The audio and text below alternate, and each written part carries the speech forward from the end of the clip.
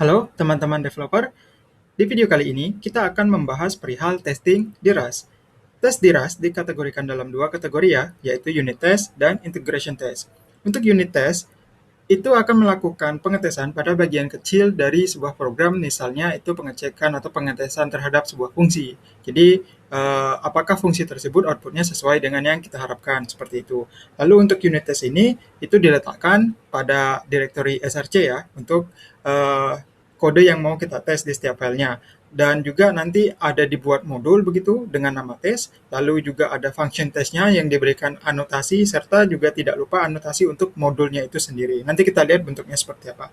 Dan untuk menjalankan tesnya itu cukup mudah dengan perintah cargo test seperti ini. Oke, baik, kita langsung aja buat library create ya. Sebagai contoh, mungkin kita buat namanya itu Rust test begini deh. Oke, kemudian optionnya lib. Dan di sini saya buka pakai VS Code di sini. Oke, lalu di directory src ada lib.ls file yang sudah kita dapatkan. Nah, di sini kalau kita lihat sudah ada testing template-nya ya dari hasil create yang kita buat, library create yang kita buat. Kalau kita lihat di bagian sini, yang di dalam modul ini namanya function test dan sudah ada anotasi test di sini, ada atribut test ya. Kemudian juga di bagian paling atas itu ada atribut CFG. Jadi di sini anotasinya, CFG itu singkatan dari configuration ya. Nah, untuk anotasi yang ini, oke, dia itu memberitahu Rust kalau anotasi ini itu disertakan opsi konfigurasi yang bernama test, oke. Jadi cargo nanti dia hanya menjalankan tes ini ketika dijalankan perintah cargo test. Sehingga jika kita jalankan perintah cargo build misalnya, itu nggak akan berefek untuk kode yang ini, seperti itu.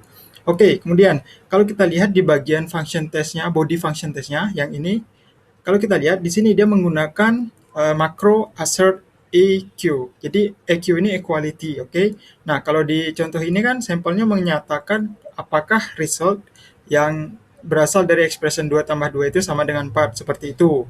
Kalau kita cek, kita running nih cargo test misalnya. Ini harusnya pas dong. Oh ya maaf, ini belum saya CD ya. Rust test. Ini saya clear, cargo test saya jalankan lagi. Nah, di sini kalau kita lihat hasilnya pas, oke. Juga untuk output di sini itu ada beberapa hal, diantaranya itu ada zero ignored, kemudian ada zero misheard dan zero filter out. Jadi untuk filter out dan ignore itu nanti kita akan lihat ada bagiannya. Tapi untuk zero misheard itu kaitannya dengan statistik untuk benchmark test ya, seperti itu. Itu kita nggak akan bahas. Lalu juga di bagian di bawah sini ada doc test muncul. Nah, yang ini itu kaitannya dengan documentation test. Dan ini juga tidak akan kita bahas ya. Tapi kalau teman-teman tertarik, nanti teman-teman bisa cek detailnya di link yang sudah saya sertakan seperti itu di bagian deskripsi. Oke, baik, kita coba lanjut langsung di bagian tes ini. Ini kan tesnya udah pas, udah sukses. Kalau kita pengen buat tes baru gimana, tapi tesnya gagal, seperti itu ya. Contoh, ini saya duplikat ya, anotasi tesnya, karena agak repot ketik anotasi yang seperti ini. Contohnya, kita mau buat bukan program, tapi function yang error gitu. Jadi, kita buat misal nama functionnya another, beginilah. Kemudian kita pakai panik aja, panik makro. Di sini pakai pesannya mungkin make this test fail seperti ini ya. Oke, kalau saya running lagi di sini, kemudian cargo test seperti ini.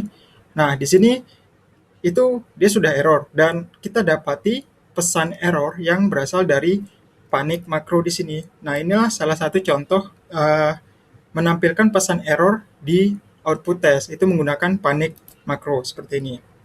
Oke, kemudian kita coba cek lagi standar library untuk makro yang disediakan dalam kasus tes di Rust ini ya. Kali ini kan kita menggunakan assert EQ. Kita akan lihat bagian makro yang hanya menggunakan assert.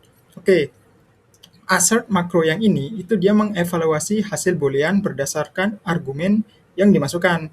Ya, jadi dengan nilai apa ya, boolean seperti itu. Jadi semisal nih, jika nilai true maka tesnya sukses. Tapi jika false, maka si assert makro ini, dia akan memanggil si panik makro untuk tes yang gagal, seperti itu. Contohnya, ini saya blok dulu, saya tutup. Saya sudah buatkan kodenya di sini. Mungkin ini saya tutup ya. Nah, jadi di sini kalau kita perhatikan di sini ada satu struct dengan functionnya di sini, oke.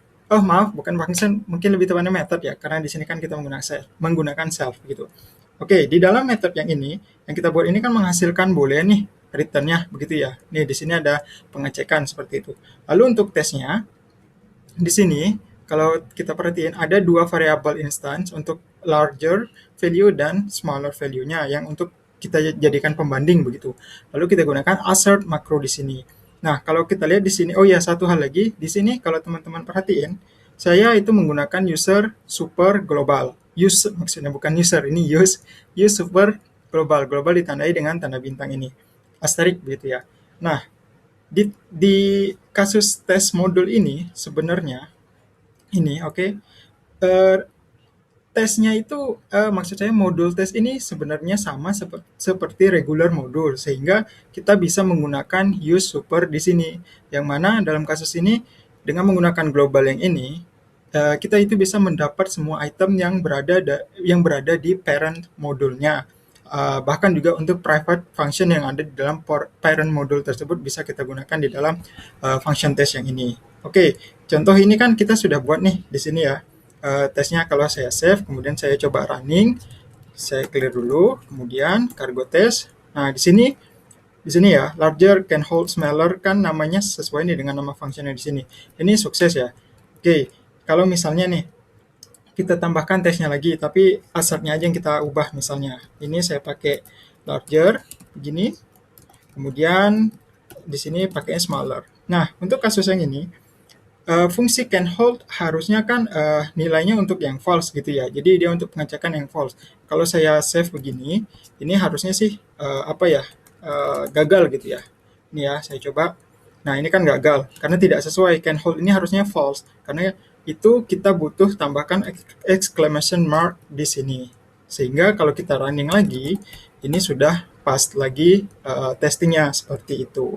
Baik, kita coba cek bagian assert yang lain, assert makro yang lain, yaitu selain assert yang biasa ini dan juga assert equal yang di sini tadi, ini equal ya.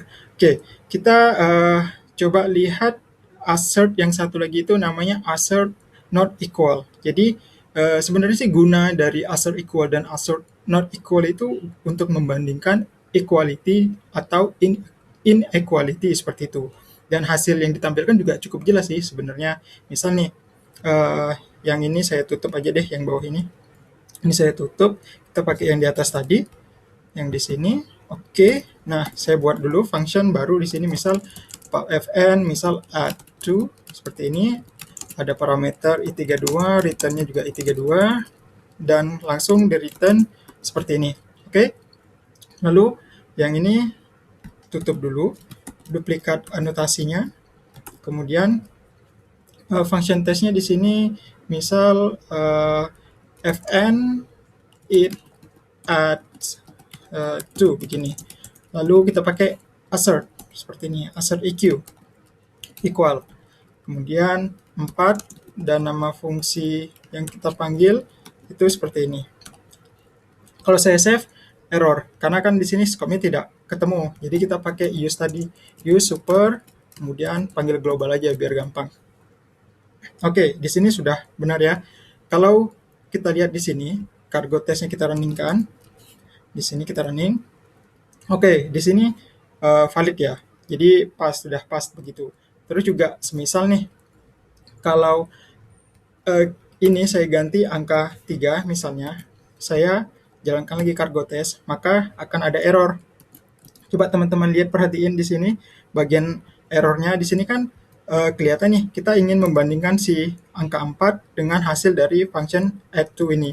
Apakah 4 itu sama dengan 5? Left sama dengan right? Kan tidak sama tuh.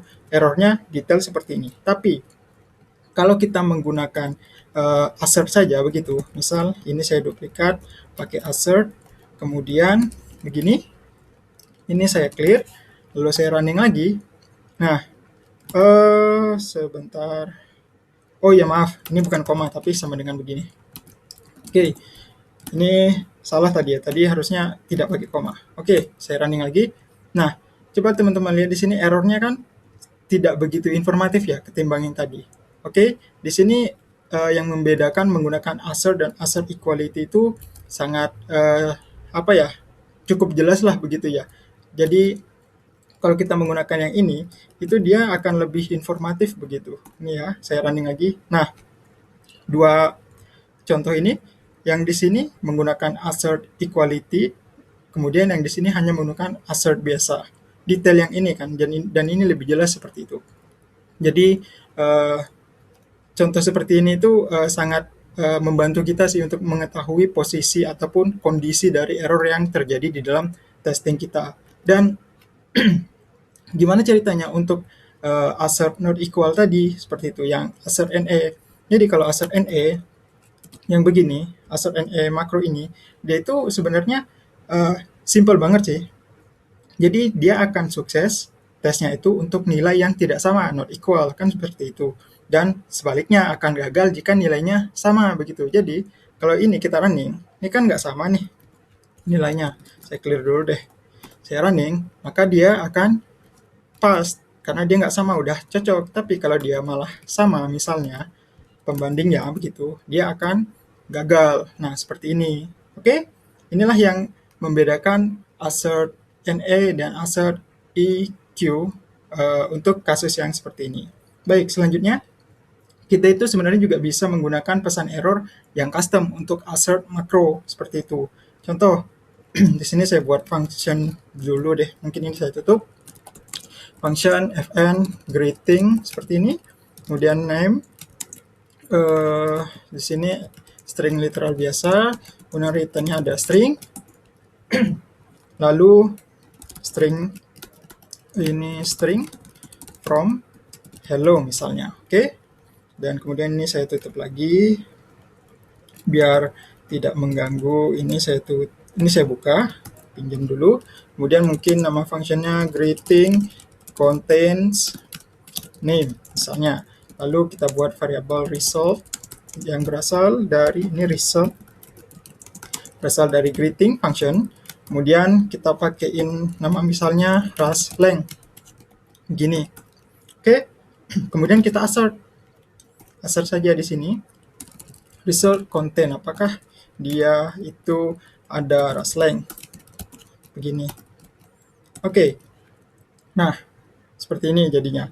Terus kalau kita perhatikan di function ini outputnya kan sudah jelas nih hello begitu. Tapi yang dites apa beda lagi begitu kan? Kalau kita lihat di sini, kalaupun kita running tesnya begini, maka kita akan dapati error di sini. Nah, di sini kan apa errornya itu apa ya, tidak begitu informatif lah begitu, karena di sini kan kita tadi pengennya ketika error kita buat custom message seperti itu ya, ada pesan yang khusus begitu terkait dengan error yang terjadi di sebuah function test yang kita buat. Jadi gimana caranya di assertnya ini kita jadikan seperti ini dipisahkan dengan koma, lalu kita kasih pesannya dan juga nilainya langsung di sini si variabel berarti. Oke, misalnya apa ya? Greeting did not contain misalnya name. Kemudian value was nilainya langsung si result seperti ini. Oke. Jadi dia itu tidak punya name dalam kasus ini Rasleng, dia itu nggak ada, tapi nilainya sebenarnya itu hello seperti itu maksudnya. Contohnya, oh ini koma ketinggalan. Oke, kalau saya running lagi, maka error yang didapat itu seperti ini, muncul nih di sini ketika paniknya greeting did not contain name. Jadi udah sesuai kan. Nah, dengan cara ini kita bisa membuat custom message untuk kasus error di function test kita seperti itu. Lalu kita akan coba tes ya, kita akan coba tes untuk handle kondisi terkait error yang tidak sesuai dari fungsi sebuah program. Misal, kita ingin fungsi yang dimasukkan nilainya itu antara nilai 1 hingga 100 saja. Lebih dari nilai yang ditentukan itu akan kita buat jadi error, seperti itu. Kita akan pakai sampel program guess number ya. Ini saya sudah copy tadi di sini. Kemudian ini mungkin saya ini dulu deh. Saya tutup dulu deh yang ini. Ini saya tutup dan ini juga saya tutup. Kita pindah paling bawah, saya paste di sini. Kemudian saya pinjam yang ini deh, saya pinjam yang ini, mode yang ini. Oke, di sini saya pastein, kemudian buka di sini, jadinya seperti ini. Oke. Nah, kalau kita perhatiin di sini, ini cukup simpel banget ya. Ada struct guess, kemudian ada associated functionnya di sini, yaitu seperti yang kita inginkan. Jika nilainya itu yang dimasukkan itu hanya antara nilai 1 hingga 100, maka dia akan valid. Tapi jika tidak memenuhi syarat, maka harusnya panic dong di sini. Contohnya kan seperti itu. Kemudian tesnya gimana? Tesnya kita buat nih di sini. Misalnya nama functionnya itu, ini saya hapus dulu. Oke, nama functionnya mungkin apa ya? Greater than 100, kan seperti ini. Kemudian isinya itu langsung aja new, misal nilainya 200 kita kasih seperti ini, oke. Dan satu lagi kita tambahkan di sini atribut baru pakai yang namanya short panic. Oke. Nah, ini kalau saya running. Misal saya clear cargo test. Oke, di sini sudah pas ya tesnya. Terus dalam kasus ini ceritanya gimana nih kalau kita ingin lihat hasil yang error begitu, dan juga apa sih maksud dari should panic ini? Oke, kita akan coba lihat ya error. Kita buat error dulu deh gitu. Oke, ini saya copy dulu, saya duplikat biar nanti bisa dipakai kalau dibutuhkan. Nah, seperti ini. Oke, kita buat programnya seperti ini biar error. Terus maunya kalau kita running, misal cargo testnya, nah seperti ini. Kalau kita kan pengennya ketika dia error, misalnya ya, ini misalnya, kalau error kan harusnya muncul panic message yang ini, gitu kan. Tapi di sini kita tidak melihat tuh. Sebentar, mana dia? Nah, ini. Kan di sini kita tidak lihat tuh, panic message-nya nggak kelihatan. Oke, ini kayak error yang ini itu kaitannya dengan atribut should panic tadi, yang di sini, yang kita gunakan pada tes yang di sini. Meskipun kita sudah menggunakan panic macro pada fungsi kondisi yang di sini, yang kita buat ini, itu nggak tepat posisi kondisinya itu nggak tepat gitu, sehingga kita perlu menambahkan parameter. Kita ubah lagi nih parameter untuk di tesnya ini, kita ubah. Terus juga untuk functionnya juga kita ubah. Misal kita modifikasi pakai else if deh. Misal di sini else if begini ya, value lebih besar dari 100, maka di sini saya duplikat. Oh ya, untuk pesannya lagi di sini, guess value must be greater than or equal to 1. Kan seperti ini. Ini yang bawah dihapus, kemudian must be less than or equal to 100, kan seperti ini. Baik, ini sudah kita modifikasi. Lalu yang di bagian function testnya, nah function testnya itu kita akan tambahkan optional parameter yang namanya expected. Jadi bentuknya seperti ini nanti, expected, lalu nilainya kita kasih sebuah substring begitu. Jadi misalnya untuk memastikan pesan gagal yang ada di dalam fungsi yang kita buat yang di sini, oke. Misalnya substringnya kita pakai yang else if ini ya. Jadi nilainya guess value must be less than or equal to 100 seperti ini. Oke, kalau di sini nilai value maksudnya nilai dari optional parameter expected ini itu merupakan substring yang berlaku untuk kondisi si else if ini saja. Oke. Baik, kita coba running tesnya. Kalau kita running, sukses. Oke, sukses ya. Kalaupun kita mau lihat hasil errornya, kita coba swap aja. Kita swap nih yang pesannya ini, panicnya. Jadi ini substring yang harusnya itu berada di sini. Oke, untuk kondisi ini. Kalau kita running, misal saya clear lagi, saya running lagi. Nah, dia akan error. Loh, kok bisa error? Karena di sini jelas banget nih. Kita lihat ya, ini paniknya di sini. Panic message-nya, guess value must be greater than or equal to 1 got 200. Kan di sini. Oke. Tapi di bawah sini ada note panic did not contain expected string. Nah, expected stringnya kan sudah kita tentuin nih di sini. Ini juga sama nih.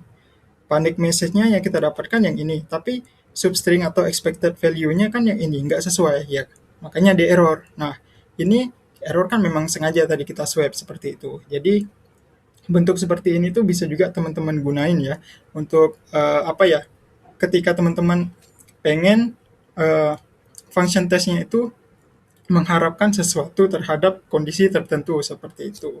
Jadi teman-teman mungkin bisa menggunakan cara yang seperti inilah sederhananya. Baik, kemudian juga kita itu sebenarnya juga bisa menggunakan apa ya, atau membuat tes begitu tanpa panik makro, tapi menggunakan result enum seperti itu. Itu bisa contohnya mungkin di sini ya minjem di sini aja deh nggak apa-apa. Di sini itu kita buat oh ya ini duplikat dulu deh si anotasinya. Namanya tuh it works juga deh. It works. Kemudian return di sini berupa result. Oke. Kemudian di sini ada string. Lalu isinya if 2 tambah 2 sama dengan 4, maka langsung kita return si varian oke. Kemudian jika tidak, kita return error varian dengan nilai string from 2 tambah 2 tidak sama dengan 4 lah, kan begini. Oke, yang di atas ini saya tutup dulu, ini juga ditutup, lalu juga di atas ini ditutup biar tidak kelihatan warningnya. Oke, udah oke nih. Nah, kalau kita running, misalnya ini saya clear lagi, running cargo test. Baik, di sini udah pas ya ininya tesnya. Kalau kita lihat juga fungsi yang ini, function testnya, itu kan return type-nya berupa result enum ya. Dan di dalam body function-nya, kita tidak lagi menggunakan assert makro sama sekali. Baik itu assert makro yang biasa, assert equality, dan assert not equal. Seperti itu. Maksudnya tadi assert equal ya, bukan equality. Jadi kita tidak menggunakan assert EQ dan assert NA. Melainkan dengan varian aja yang kita gantiin gitu. Untuk posisi oke ketika sukses, dan juga untuk posisi gagal itu kita menggunakan varian error di sini beserta dengan string dan nilai yang kita sudah tentukan. Kalaupun misalnya ini saya ganti jadi seperti ini, maka harusnya yang error dong dieksekusi. Misal ya, kita clear cargo test. Nah, kan di sini muncul nih. Oke, errornya juga detailnya ada di sini. 2 tambah 2 tidak sama dengan 4 dan kelihatan di sini. Di sini udah kelihatan. Oke, jadi oh ya satu hal lagi perlu diingat, kita itu tidak bisa menggunakan atribut should panic ya untuk fungsi yang menggunakan return-nya berupa result enum ini. Itu nggak bisa. Oke, itu satu hal yang perlu kita ingat sih. Tapi nanti teman-teman bisa cek detailnya di dokumentasi. Ada kok informasi terkait hal itu. Baik, mungkin inilah sedikit dasar dari testing di RAS ya, yang berupa unit testing sederhana lah seperti itu.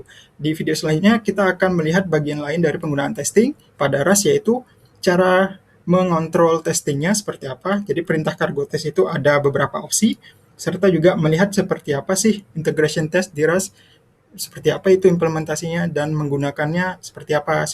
Jadi kita akan lihat nanti di video selanjutnya. Dan untuk video kali ini mungkin saya cukupkan saja. Sampai di sini teman-teman bisa coba langsung cek beberapa link yang sudah saya sertakan di deskripsi untuk teman-teman pelajari lebih lanjut. Oke, terima kasih dan sampai ketemu di video selanjutnya.